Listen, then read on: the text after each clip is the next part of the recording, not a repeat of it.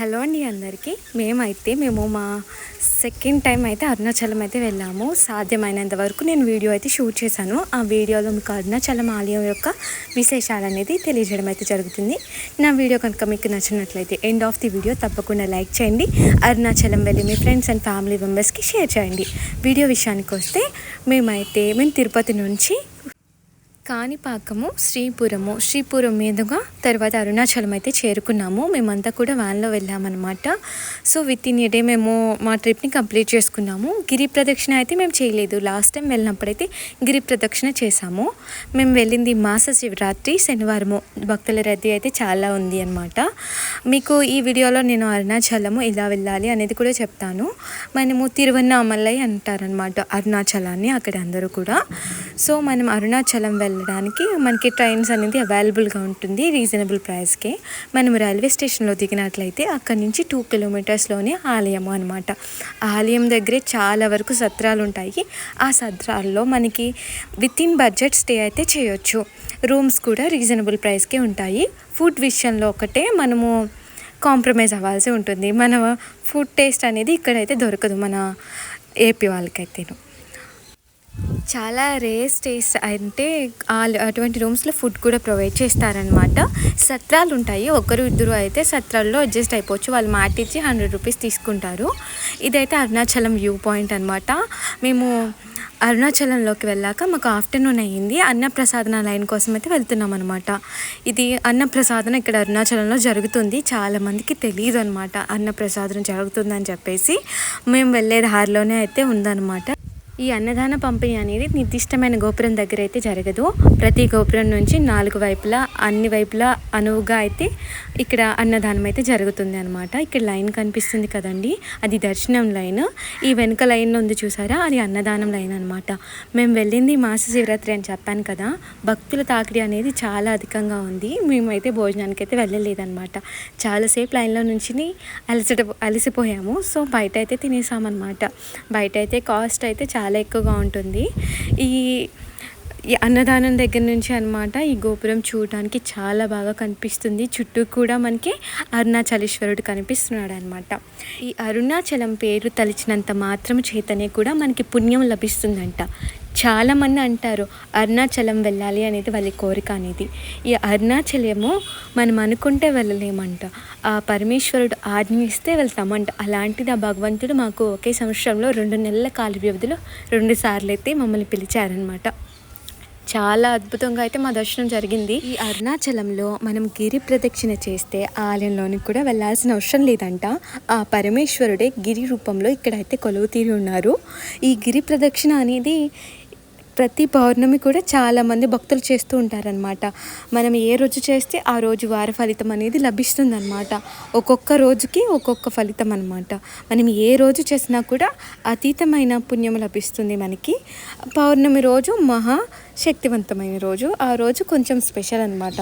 ప్రతి నెల పౌర్ణమికి భక్తులు విపరీతంగా వస్తారు. కార్తీక మాసంలోని పౌర్ణమికి అయితే ఇంకా కొన్ని లక్షల మంది అయితే వస్తారనమాట. గిరి ప్రదక్షిణ చేయడానికి రోడ్డు కూడా సరిపోదు, అలా ఉంటుంది అనమాట. జనం అడుగు వేయడానికి కూడా సరిపోనంతగా. మనం వెళ్ళింది నార్మల్ డేస్లో కాబట్టి కొంచెం మనం వీడియో తీసుకోవడానికి కూడా ఫ్రీగా ఉంది. ఈ గిరి ప్రదక్షిణ అనేది మనము 14 కిలోమీటర్లు నడవాల్సి ఉంటుంది. మొదటగా మనం గిరి ప్రదక్షిణ అనేది రాజగోపురం నుంచి మొదలు పెడతాము.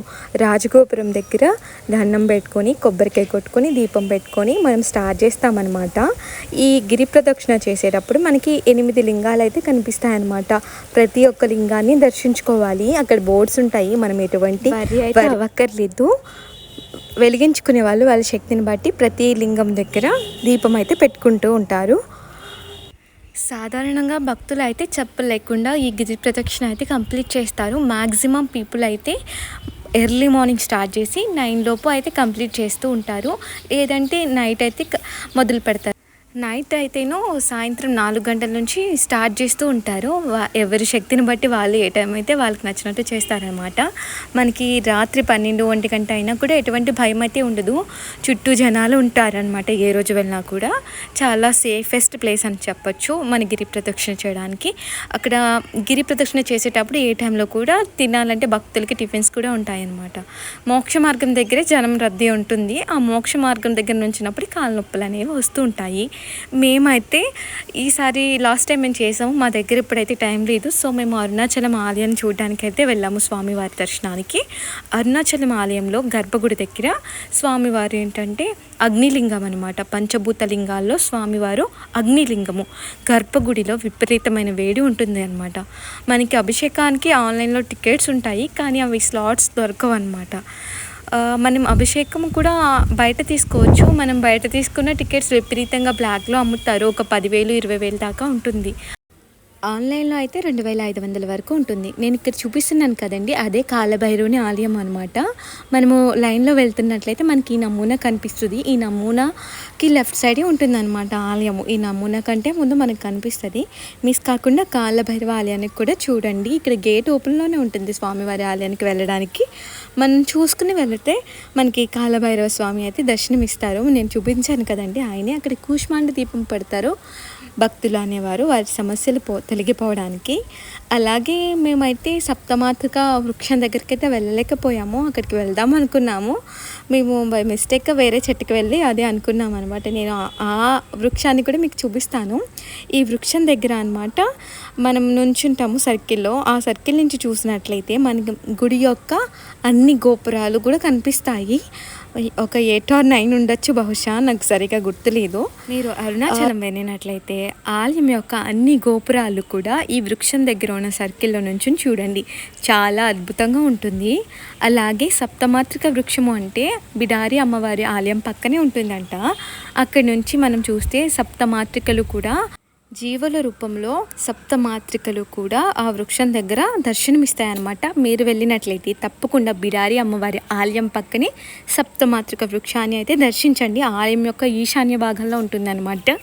మేము వెళ్ళినప్పుడు అడిగాం చాలామందిని, కానీ అక్కడ చాలామంది కొత్త వాళ్ళు కావడంతో ఎవరు తెలియదని చెప్పారు. మేము బై మిస్టేక్ మరొక వృక్షం దగ్గరికి వెళ్ళి అదే అనేసుకున్నాము. నేను ఈ వీడియోలో ఇక్కడ చూపిస్తాను. ఇక్కడ సర్కిల్ ఉంటుందో ఆ సర్కిల్ నుంచి చూస్తే 8 గోపురాలు కనిపిస్తాయి అన్నాను కదా, అదే సర్కిల్ అనమాట. ఆలయం అయితే చాలా ప్రశాంతంగా ఉంటుంది. గర్భగుడిలో విపరీతమైన వేడి అనేది ఉంటుందన్నమాట.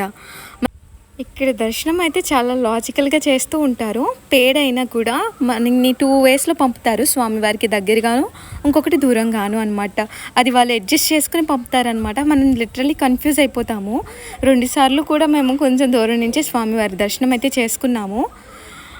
మరొకసారి అయితే వెళ్ళామన్నమాట లాస్ట్ టైం వచ్చినప్పుడు. అప్పుడైతే స్వామివారిని ఉచిత దర్శనంలో చాలా బాగా దర్శనం అయితే చేసుకున్నాం అనమాట. ఇదే మేము వచ్చిన వ్యాన్.